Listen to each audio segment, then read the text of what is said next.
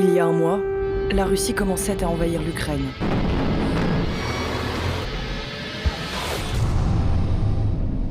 Retour sur les 30 premiers jours de la plus grande offensive militaire en Europe depuis la Seconde Guerre mondiale. 24 février, à 5h05 du matin, Vladimir Poutine lance l'offensive. J'ai pris la décision de lancer une opération militaire spéciale. Une guerre qui ne dit pas son nom, en direct, et à laquelle assistent, impuissantes, les instances de paix internationales.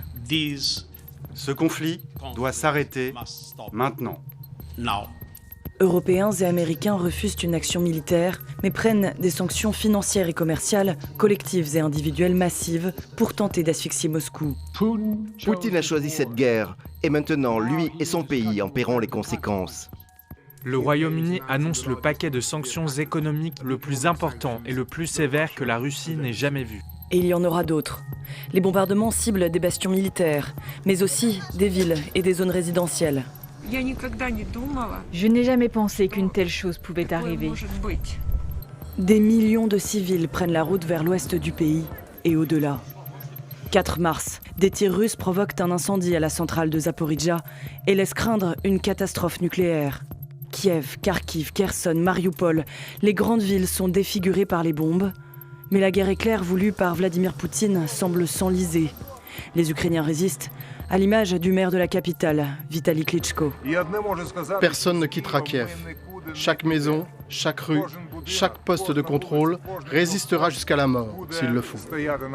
9 mars, une double frappe aérienne cible une maternité et un hôpital pédiatrique à Mariupol. L'attaque, qui entraîne notamment la mort d'une femme enceinte, choque le monde. Une semaine plus tard, un théâtre transformé en abri est bombardé. Plusieurs centaines de personnes sont tuées. Le seul mot pour décrire ce qui s'est passé aujourd'hui est génocide. Un génocide de notre nation, de notre peuple ukrainien. 13 mars, le journaliste américain Brent Renaud meurt sur le terrain. Il est le premier d'une série de reporters à perdre la vie. Mesdames et messieurs, l'hymne national de l'Ukraine. De Paris à New York, en passant par Tel Aviv ou Taipei, des rassemblements de soutien à l'Ukraine s'organisent un peu partout sur la planète. Quand en Russie, ceux qui osent manifester contre la guerre sont réprimés. 14 mars, sur la puissante chaîne russe Pervikanal, une de ses employées, Marina Ovsianikova, intervient sur le plateau avec un panneau « Non à la guerre ». Ne croyez pas à la propagande. Son geste fait le tour du monde. 18 mars, à l'ouest, Lviv, encore épargné, rend hommage aux enfants tués depuis le début de la guerre.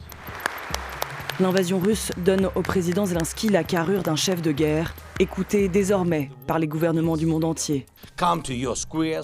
Sortez sur les places, dans vos rues, faites-vous entendre, dites que les gens comptent, la liberté compte, la paix compte, l'Ukraine compte. 24 mars, l'ONU adopte une nouvelle résolution pour tenter de mettre fin à la guerre.